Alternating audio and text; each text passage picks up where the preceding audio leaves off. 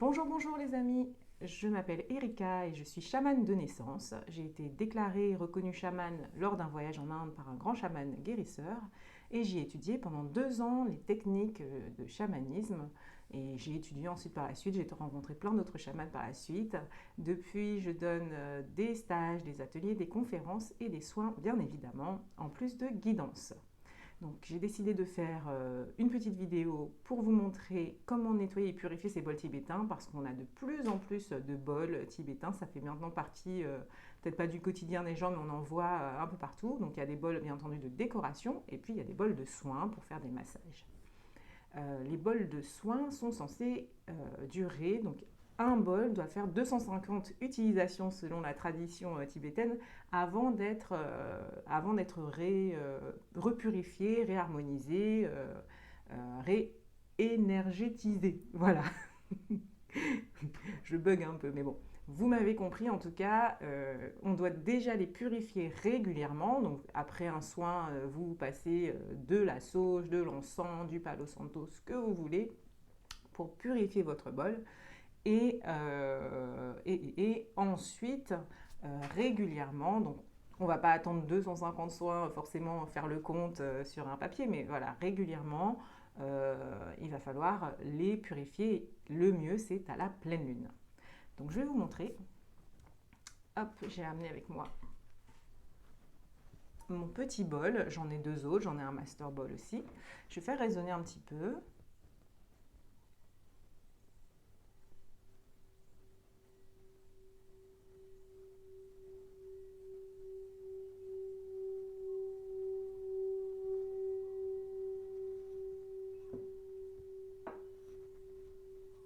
C'est merveilleux. Donc lui, c'est vraiment chakra couronne jusqu'à chakra du cœur à peu près. Et ensuite, hop, j'ai avec moi une améthyste. Elle est magnifique, n'est-ce pas? Je vous montre un petit peu. Fais coucou à la caméra. Je suis dans mon délire. Bref, et un lange, donc tissu blanc. Donc j'ai pris un lange de mon bébé. Voilà, un tissu blanc.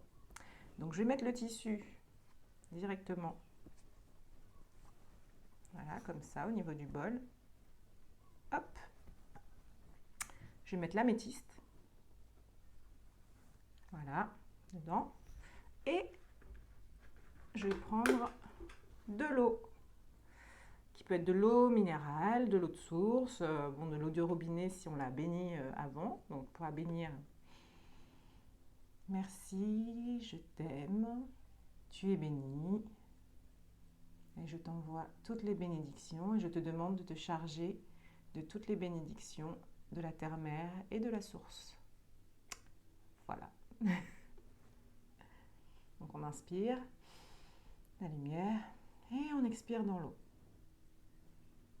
Et ensuite, donc vous pouvez le faire même avec votre eau minérale et votre eau de source, hein, c'est pas obligé que l'eau du robinet. Et ensuite on remplit. Voilà. Donc, je mets pas tout parce qu'aujourd'hui c'est pas la pleine lune, donc je vais pas le faire de vrai. Mais c'était pour, voilà, pour vous montrer.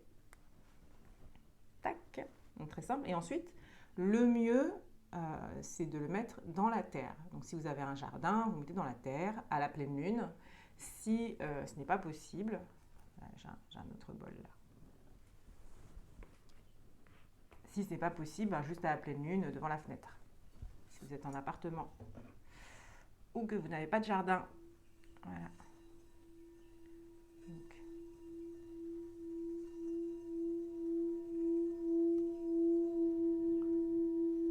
Donc celui-là, ça va être plus chakra du cœur, gorge, un peu, cœur, jusqu'au chakra racine, Muladhara.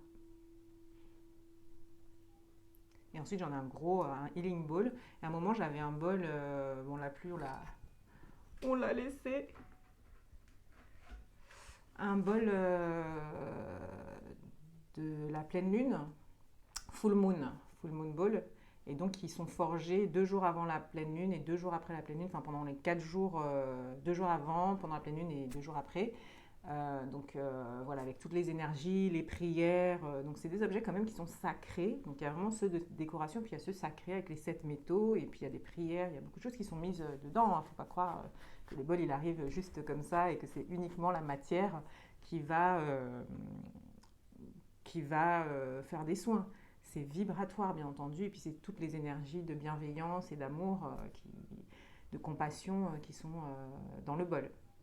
Et effectivement, si vous êtes bien connecté à votre bol, à vos bols, euh, normalement, bon, il y en a un qui est votre maître bol, votre master bol. Donc vous pouvez, vous le mettez devant vous, vous le faites sonner, puis vous voyez comment il résonne avec vous. Et c'est vraiment le bol que vous pourrez emmener partout et qui sera relié aux autres bols.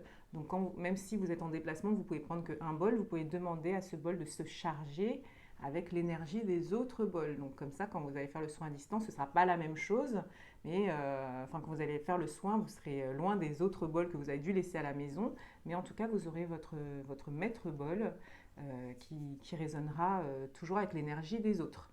Il faut savoir ça. Et donc, je me suis perdue quelque part. Qu'est-ce que je disais? Voilà. Sinon, vous les mettez à la pleine lune toute la nuit.